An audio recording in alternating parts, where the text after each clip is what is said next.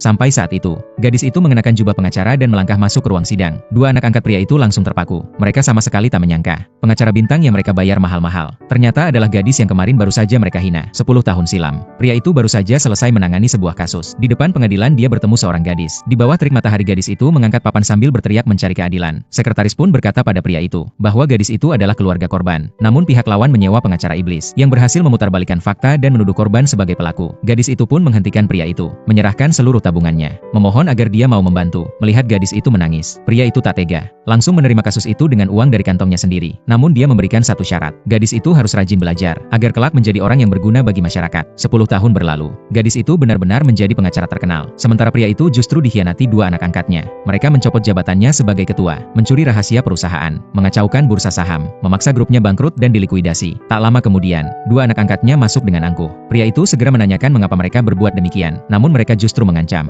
jika tidak menyerahkan grup, maka pria itu akan dijebloskan ke penjara. Mendengar itu, pria itu marah hingga pingsan di tempat. Saat sadar kembali, dia langsung menyiapkan gugatan terhadap anak angkatnya. Namun keadaan makin memburuk. Saham jatuh, rekening dibekukan, pekerja mogok, bahkan seorang manajer mengancam bunuh diri. Pria itu tidak lari dari masalah. Dia pergi sendiri ke lokasi proyek. Namun manajer itu malah berkata di depan semua pekerja, bahwa pria itu sudah tidak mampu membayar gaji, lalu menghasut mereka membuat keributan. Meski pria itu berusaha keras menjelaskan, tak seorang pun percaya. Bahkan beberapa mulai bertindak kasar padanya. Terpaksa pria itu bersumpah dengan darah, bahwa gaji akan dibayarkan tepat waktu. Melihat ketulusannya, para pekerja baru teringat kebaikan pria itu selama ini. Mereka pun membongkar, bahwa semua ini adalah hasutan dua anak angkatnya. Pria itu pun berjanji, setelah memenangkan gugatan, dia pasti akan membayar penuh semua gaji. Lalu dia mencari bantuan teman lamanya. Awalnya disambut hangat, namun sesaat kemudian dipaksa berlutut, karena temannya itu menyimpan dendam lama. Dia merasa sudah bekerja keras ribuan kali lipat lebih banyak, namun semua sorotan justru tertuju pada pria itu. Kini saat posisi terbalik, dia ingin melampiaskan penghinaan. Pria itu tak punya pilihan selain menuruti. Namun saat berhasil meminjam uang dan pulang, dia mendapati rumahnya sudah digembok ulang. Aset perusahaan juga dirampas. Dua anak angkatnya menghadapi pertanyaannya dengan dingin, malah memaksanya menandatangani perjanjian pengalihan saham, bahkan mengejek, kalau tanda tangan mungkin masih bisa sedikit lebih ringan hukumannya. Di saat kritis itu, gadis yang dulu pernah ia tolong muncul. Namun dua anak angkatnya mengira gadis itu hanya selingkuhan pria itu, berniat menghina.